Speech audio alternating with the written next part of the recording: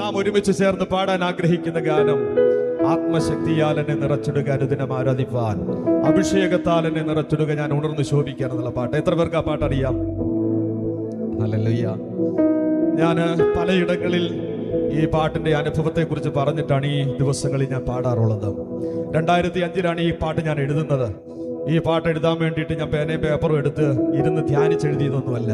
ഞാൻ അടൂരിന്ന് ചെങ്ങന്നൂരേക്ക് ശുശ്രൂഷയ്ക്ക് പോകുമ്പോൾ എൻ്റെ വാഹനത്തിൽ ഞാൻ എപ്പോഴും തനിച്ചായതുകൊണ്ട് അന്യഭാഷയിൽ ദൈവത്തെ ആരാധിച്ചുകൊണ്ടാണ് ഞാൻ പോകാറുള്ളത്. അതിൻ്റെ വരികളും ആ ട്യൂണും ഒരുമിച്ച് ദൈവം എനിക്ക് തന്നത് ഞാൻ ഉടനെ മൊബൈലിൽ അത് റെക്കോർഡ് ചെയ്തു. ഞാൻ ആ ശുശ്രൂഷ നടക്കുന്ന ആ ചർച്ചിൽ ചെന്ന് വെറുതെ പേപ്പറിനകത്തൊന്ന് കുറിച്ചിട്ട് ആരാധന മധ്യേ ആ പാട്ടൊന്ന് പാടി. ആ പാട്ട് പാടിയതല്ല വിഷയം. ഹല്ലേലൂയ. അതിനകത്ത് വെളിപ്പെട്ട വിടുതലാണ് വിഷയം. അതിനകത്ത് വെളിപ്പെട്ട അത്ഭുതമാണ് വിഷയം. അനേകർക്ക് ഈ ഗാനം, അതിനകത്തെ വരികൾ വിടുതലായി കൊണ്ടിരിക്കുന്നു എന്നുള്ളത് അവൻ കേൾക്കുമ്പോൾ ഒരുപാട് സന്തോഷം തോന്നുന്നുണ്ട്. ഹല്ലേലൂയ. അവൻ അവിടെ നടന്നൊരു അത്ഭുതം. കോടുകുളഞ്ഞി എന്ന് പറയുന്ന സ്ഥലത്ത് നിന്ന് ക്രൈസ്തവ വിശ്വാസി അല്ലാത്തൊരു സഹോദരി ആദ്യമായിട്ട് അവിടെ കടന്നു വരികയാണ്. അവിടെ വന്ന ആർക്കും അറിയില്ല ഇങ്ങനൊരു സഹോദരി വന്നിട്ടുണ്ടെന്നുള്ളത്.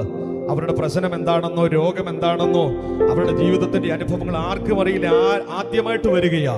എന്നാൽ ആരാധിച്ചു കൊണ്ടിരിക്കുമ്പോൾ, ഈ പാട്ട് പാടിക്കൊണ്ടിരിക്കുമ്പോൾ പിടിച്ചു നിർത്താൻ കഴിയാത്തതുപോലെ ദൈവ സാന്നിധ്യം വ്യാപരിപ്പാൻ തുടങ്ങി. അവൻ പരിശുദ്ധാത്മ ആദ്യമായിട്ട് പാടുകയാ. ഈ പാട്ട് ആദ്യമായിട്ട് പാടുകയാ. പരിശുദ്ധാത്മാവിന്റെ ശക്തി വ്യാപരിക്കാൻ തുടങ്ങി. അവൻ അന്നത്തെ ആരാധന അവൻ പിടിച്ചു നിർത്താൻ പറഞ്ഞ മണിക്കൂറുകൾ നീണ്ടുപോയി. ഹല്ലേലൂയ.